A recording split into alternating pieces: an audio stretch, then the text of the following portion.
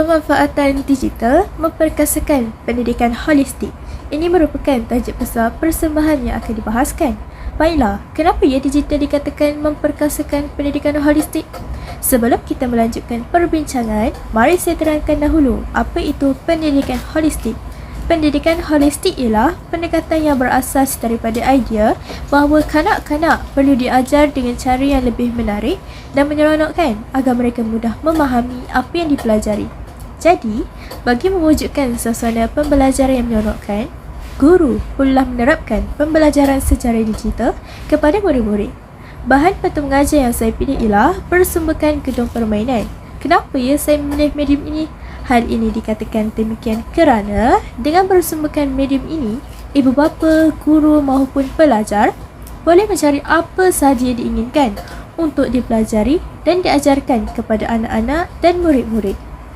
Medium ini sangat sesuai diaplikasikan dalam pengajaran dan pembelajaran kerana terdapat banyak aplikasi yang menarik dan menyeronokkan. Selain itu, medium ini sesuai kerana kanak-kanak dapat belajar sambil bermain. Dengan ini, mereka mudah memahami dan mempelajari sesuatu benda.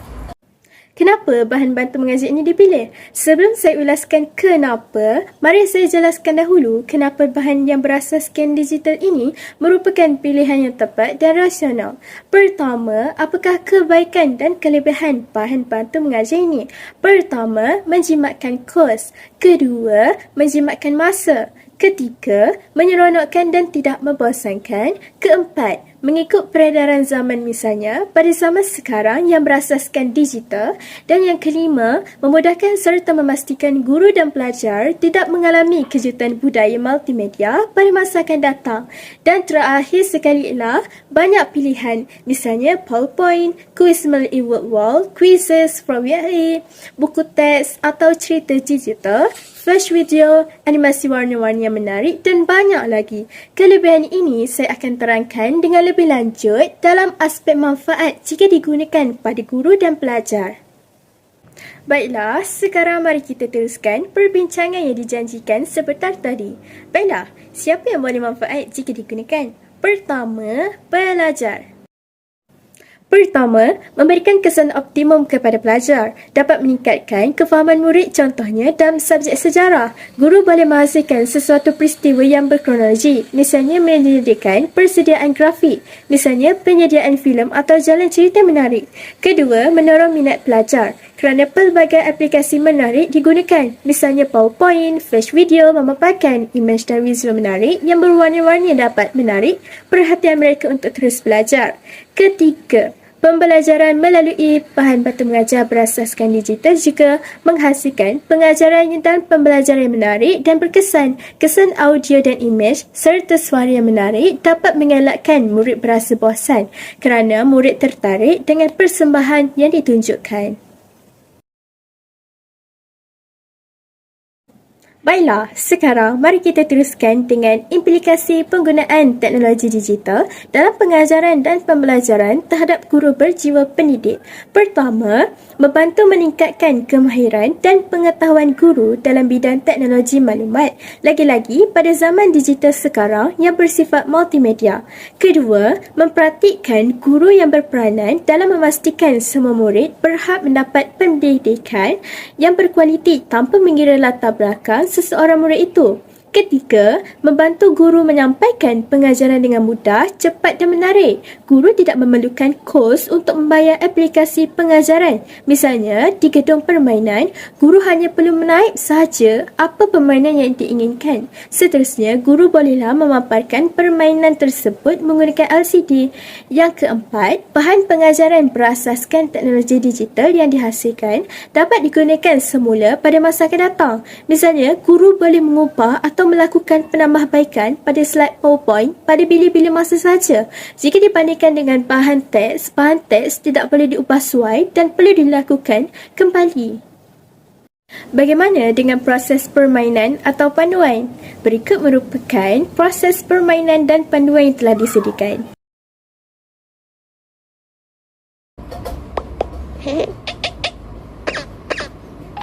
Wow.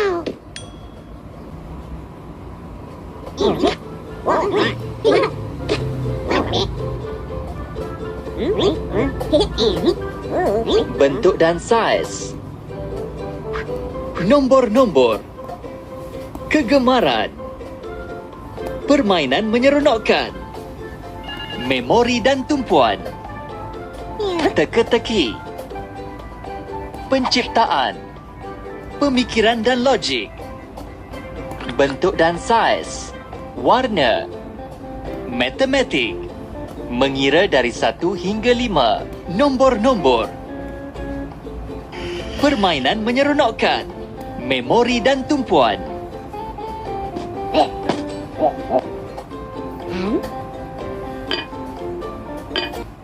Pemadanan warna,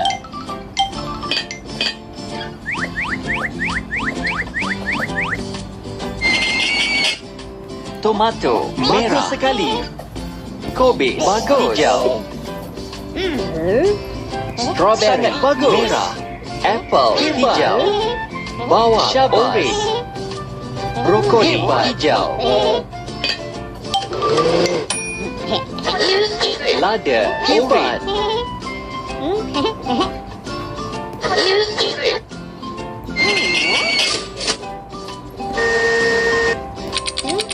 lobak merah, lobak merah, lobak merah, orange,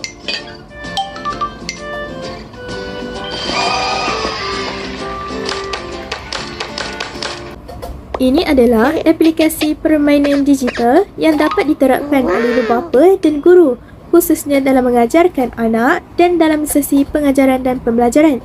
Aplikasi ini boleh didapati di gedung permainan. Guru hanya perlu type sahaja file Food Academy dan buat turun aplikasi tersebut. Kemudian, guru bolehlah memaparkan menggunakan LCD dan belajar sambil bermain bersama kanak-kanak. Dan apa yang menarik, permainan ini bukan sahaja boleh digunakan kepada guru bahasa Melayu, tetapi guru bahasa Inggeris, matematik dan sains juga boleh menggunakan aplikasi ini dalam PDP.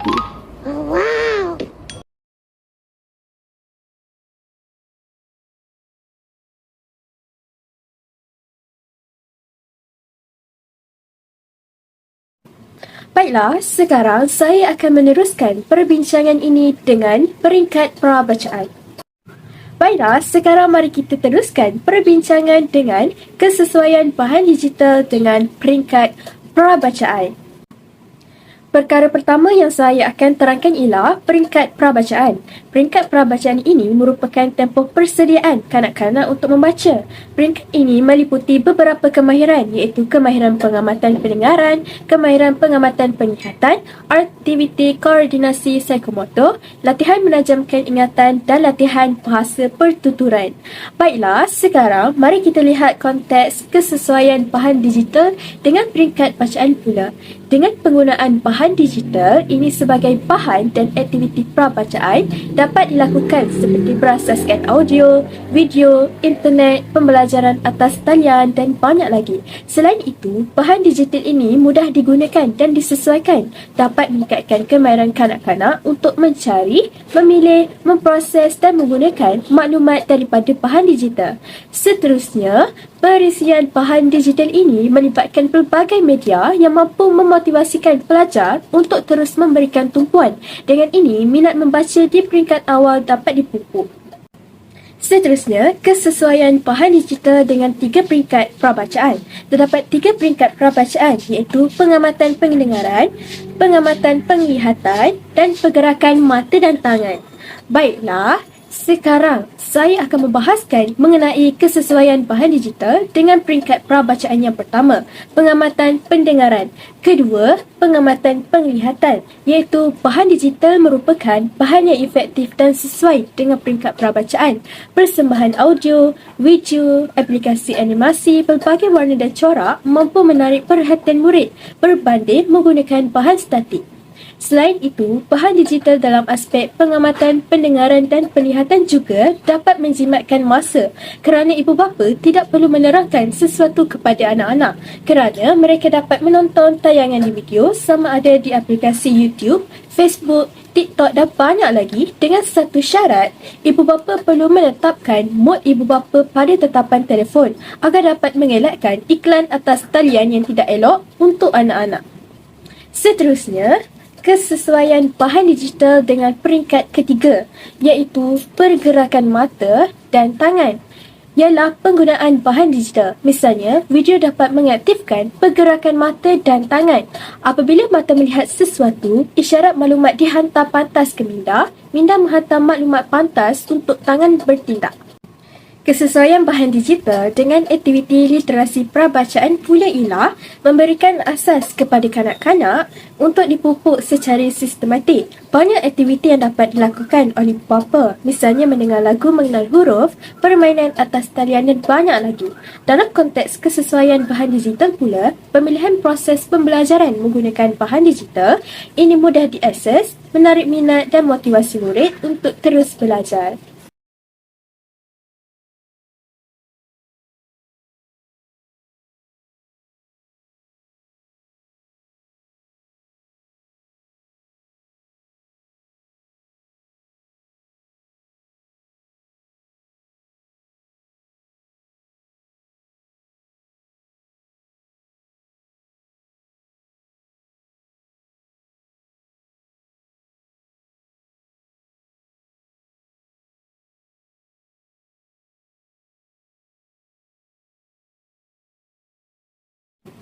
Ini merupakan permainan atas talian yang telah dipilih. Pautan permainan juga telah disediakan.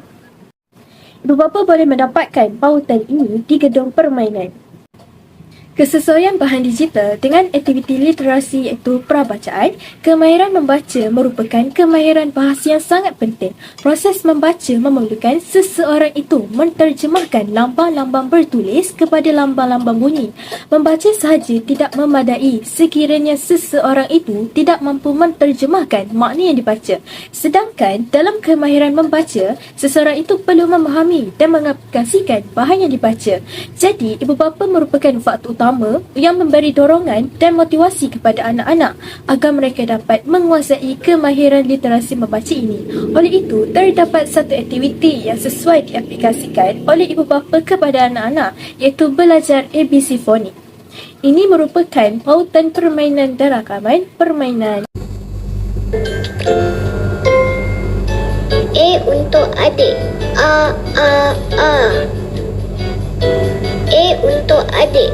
A.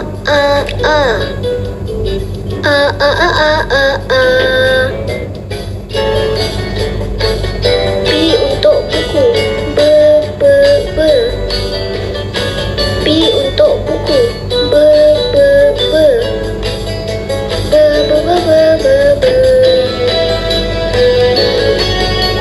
C untuk cermin. C. C untuk cermin. C.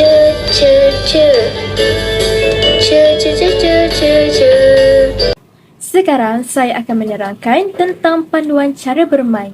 Perkara pertama yang perlu dilakukan ialah buka aplikasi belajar ABC Fonik. Kedua, pilih pilihan permainan. Selepas memilih pilihan permainan, kanak-kanak perlu mengajuk sebutan huruf dan bunyi. Dan terakhir ialah kanak-kanak boleh meneruskan permainan dengan menekan butang seterusnya. Sekarang, apakah peranan ibu bapa dalam mengaplikasikan permainan atas talian ini? Ini merupakan peranan ibu bapa yang pertama, mewujudkan suasana pembelajaran selesa dan seronok. Contohnya, persekitaran tempat belajar yang luas dan sesuai. Seterusnya, ibu bapa perlu menyediakan peranti elektronik yang berfungsi dan sesuai untuk pembelajaran atas talian supaya proses pembelajaran dapat berjalan dengan lancar. Selain itu, ibu bapa perlu menghidupkan kawalan dan panduan ibu bapa di Play Store. Ini merupakan video panduan pendek yang dapat ditonton oleh ibu bapa. Selain itu, ibu bapa juga perlu memuat turun aplikasi pembelajaran atas talian iaitu Baca ABC Fonik yang tersedia di gedung permainan. Terakhir ialah ibu bapa menyebut dan membunyikan huruf terlebih dahulu, kemudian diikuti oleh anak-anak bersama iringan muzik aplikasi tersebut. Antara objektif yang akan kita dapat daripada aktiviti dan peringkat prabacaan ini ialah: pertama, membolehkan murid membaca dan memahami bahan yang digunakan. Kedua, kanak-kanak menguasai dan mengenal huruf A, B, C hinggalah Z. Objektif ketiga, kanak-kanak menguasai sebutan huruf dan bunyi huruf. Contohnya huruf A. A bunyinya A. B bunyinya B. C bunyinya C. Dan seangkatan dengannya. Objektif yang terakhir ialah membaca bersendirian. Objektif terakhir ini akan dikuasai oleh kanak-kanak apabila mereka dapat membaca huruf dan membunyikan sebutan huruf dengan sempurna tanpa bantuan ibu bapa. Baiklah, sekarang saya akan membahaskan tentang perkaitan antara kesesuaian bahan ini dengan pertama, aspirasi pendidikan, kedua, hala tuju pendidikan dan yang ketiga, implikasi pendidikan.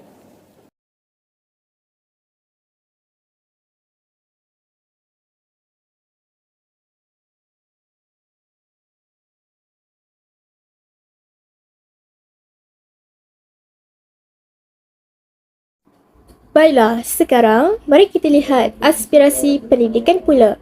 Apakah keberkesanan bahan digital terhadap aspirasi pendidikan?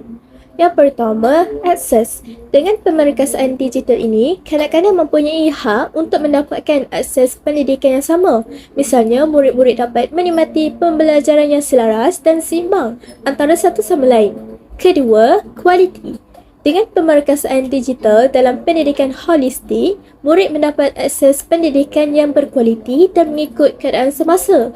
Jadi, murid tidak akan ketinggalan. Dengan ini, murid mempunyai pengetahuan dan kemahiran bertaraf dunia. Seterusnya, pembudayaan kemahiran berfikir aras tinggi dalam pembelajaran abad ke-21 dapat direalisasikan.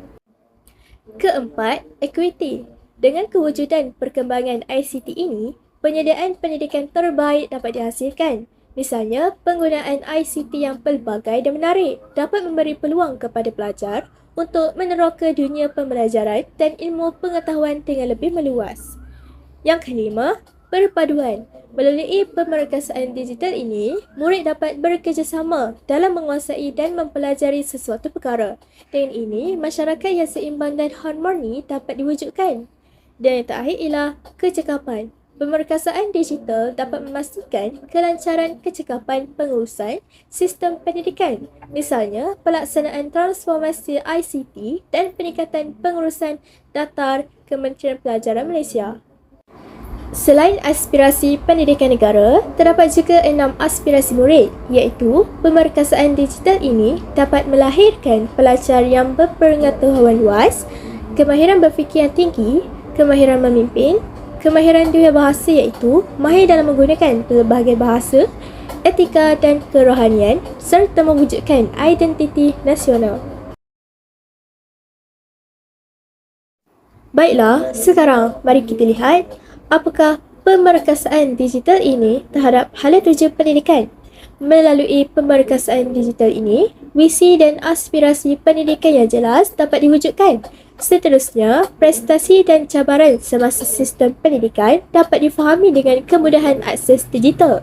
Selain itu, kepelbagaian program transformasi dapat dilaksanakan.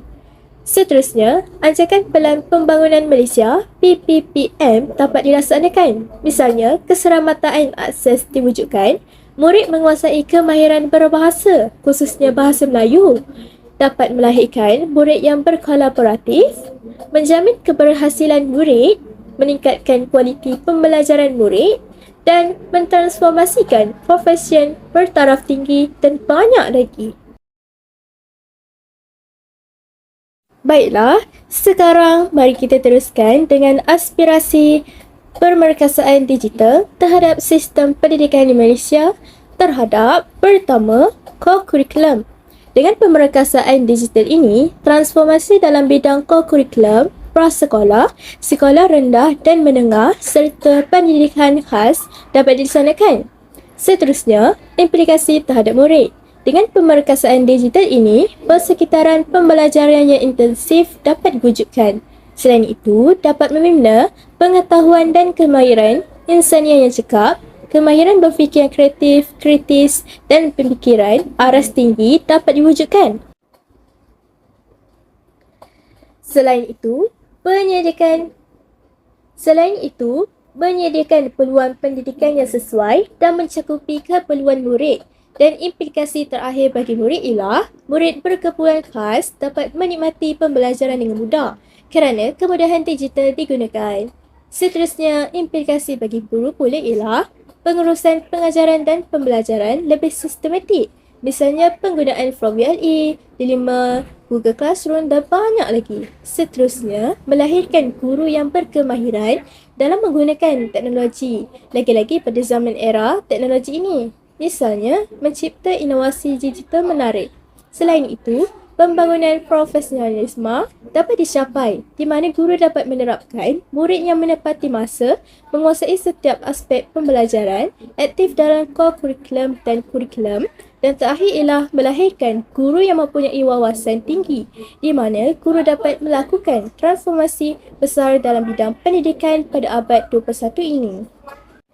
Seterusnya, implikasi terhadap kepimpinan sekolah dan institusi. Dengan adanya pemerkasaan digital ini dalam pengurusan organisasi dan pentadbiran, ia dapat menjimatkan masa, memudahkan penggunaan dan kemasukan data serta menjimatkan kos jangka panjang yang efektif. Seterusnya, memudahkan kerjasama profesional di mana semua guru dapat bergabung dan berbincang pada suatu masa yang sama, misalnya di Google Meet. Seterusnya, terhadap peneraju, pembimbing dan pendorong. Dengan adanya pemerkasaan ini, sebagai pengurus mestilah memperkasakan penggunaan sistem pentadbiran berasaskan digital dan atas talian dengan memberikan latihan serta khusus. Seterusnya, kesan pemerkasaan digital terakhir ialah implikasi terhadap latihan guru. Pengambilan guru pelatih iaitu melatih guru menggunakan teknologi digital dan melatih guru bagi meningkatkan kompetensi mengintegrasikan penggunaan ICT dalam PDP sama ada dalam bidang co-curriculum maupun co-curriculum. Pada waktu yang sama, kualiti kepimpinan Institut Pendidikan Guru juga dapat dipertingkatkan disebabkan oleh pendidikan digital melatih pengurusan sekolah yang baik dan sistematik.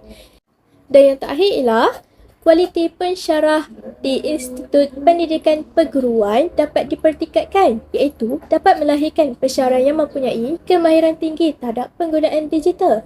Seterusnya dapat diterapkan pula kepada pelatih guru.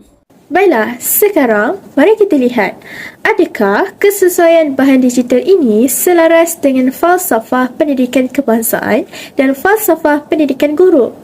Bagi pandangan saya, ianya selaras kerana pemanfaatan digital ni sangat sesuai dalam memperkasakan pendidikan holistik selaras dengan falsafah pendidikan kebangsaan dan falsafah pendidikan guru dalam usaha membina model insan yang seimbang dari sudut intelek, emosi, jasmani, rohani dan sosial kerana dapat menghasilkan pelajar yang berfikiran luas, kreatif, kritis dan inovatif serta membangunkan sasiah dan personaliti unggul manusia lebih-lebih lagi pada zaman era digital hari ini. Oleh itu, teknologi dalam pengajaran dan pembelajaran wajar diberikan perhatian sepenuhnya dalam usaha untuk merealisasikan harapan melahirkan generasi yang bijak pandai. Baiklah, mesti ada yang tertanya-tanya, berapakah kos yang digunakan dalam penghasilan produk ini? Kebiasaannya memerlukan kos untuk membeli peralatan asas seperti laptop dan LCD untuk memaparkan permainan pengajaran, video pengajaran terhadap murid. Bagi bahan digital pula tidak memerlukan sebarang kos kerana guru hanya perlu menaip sahaja apa yang mereka inginkan. Misalnya di YouTube, gedung permainan, Google dan guru juga dapat menghasilkan pelbagai kuis yang menarik di web wall, quizzes dan banyak lagi. Dapat disimpulkan bahawa pemerkasaan digital amat penting dan merupakan satu bentuk kemahiran yang memerlukan penggunaan yang sentiasa berubah mengikut peredaran masa. Latihan dan amalan yang berterusan amat diperlukan bagi memastikan kemahiran teknologi ini terus diguna. Dengan itu, pihak pengurusan perlulah menyediakan kemudahan teknologi yang banyak kepada murid dan guru. Misalnya, bagi merealisasikan pendidikan negara, termasuk juga ibu bapa.